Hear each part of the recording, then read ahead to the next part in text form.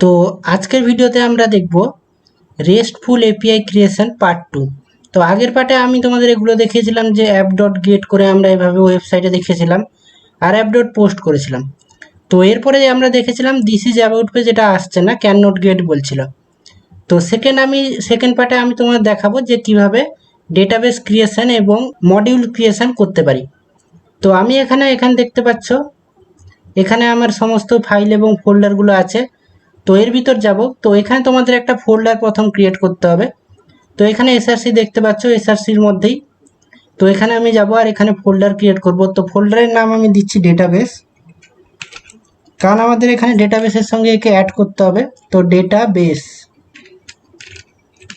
Database নামের একটা folder তোমরা বানাবে। তো ফোল্ডার বানানোর পরে এখানে দেখতে পাচ্ছ ডেটাবেসের ভিতর আমাদের দুটো ফাইলকে বানাতে হবে। তো প্রথম ফাইল হচ্ছে connection, CONN connection dot JS. তো এখানে আমাদের ডেটাবেসের কানেকশন থাকবে। আর সেকেন্ড একটা ফাইল আমরা বানাবো, সেটা হচ্ছে আমাদের যেখানে মডেল আর স্কিমা ডিফাইন করা থাকবে। তো এখানে আমি লিখে দেব মডেল ডট জেএস।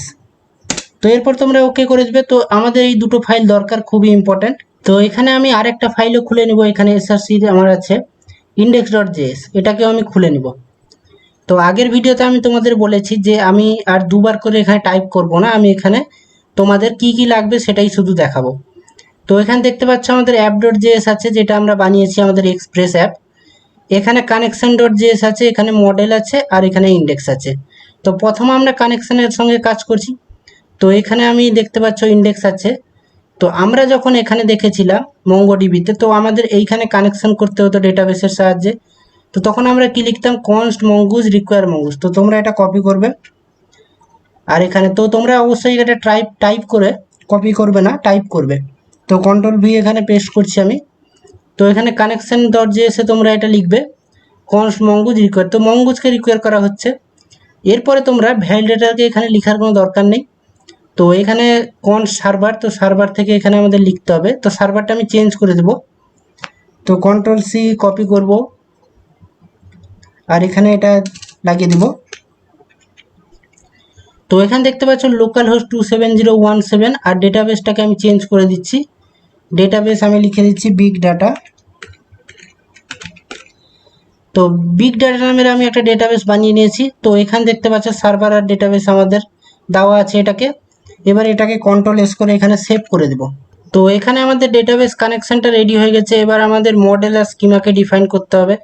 তো আমি মডেল ডট জেএসে যাব, আর এখানে অ্যাপ ডট জেএসে ইন্ডেক্স ডট জেএসে যে আমার মডেল আর স্কিমা ডিফাইন্ড আছে সেটাকেই আমি ইউজ করব। তো এখানে আমি এটাকে কপি করব।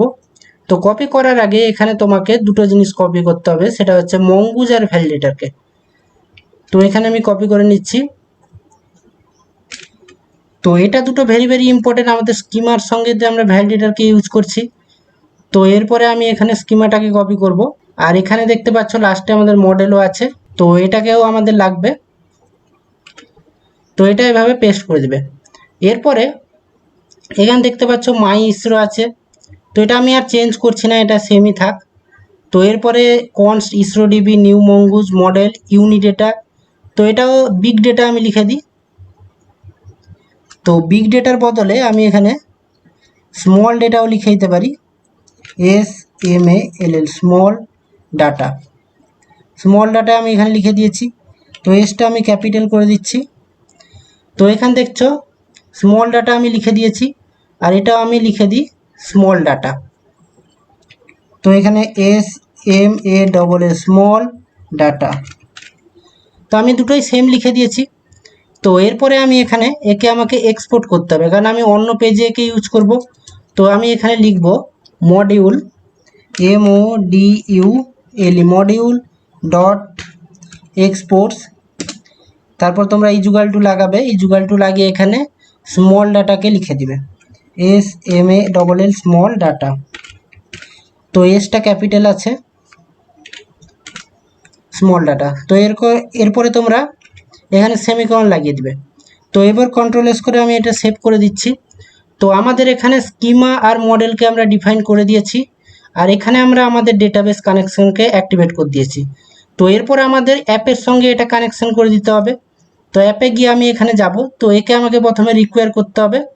তো এখানে আমি প্রথমে আমাদের কানেকশনকে রিকোয়ার করছি। তো এখানে তোমরা লিখবে রিকোয়ারের তোমরা ভিতরে লিখবে ডেটাবেস তারপর স্ল্যাশ দিবে, আর এখানে কন। তো .js লাগানোর কোনো দরকার নেই, এটা অটোমেটিকলি বুঝে যাবে যে আমরা জাভাস্ক্রিপ্ট ফাইলকে ইম্পোর্ট করতে চাইছি। তো এরপরে আমি এখানে মডেলটাকে ইম্পোর্ট করে নিব। তো এখানে আমি লিখব কনস্ট। তো আমাদের মডেলের নামটা কি সেটা আমি দেখে নিই, স্মল ডেটা।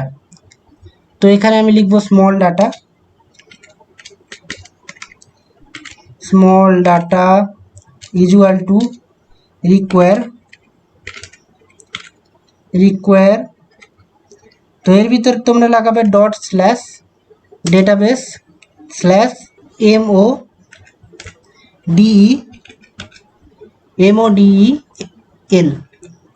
তো মডেল ডেটাবেস/মডেল। তো এরপর তোমরা এখানে সেমিকোলন দিবে আর কন্ট্রোল S করে সেভ করে দিবে।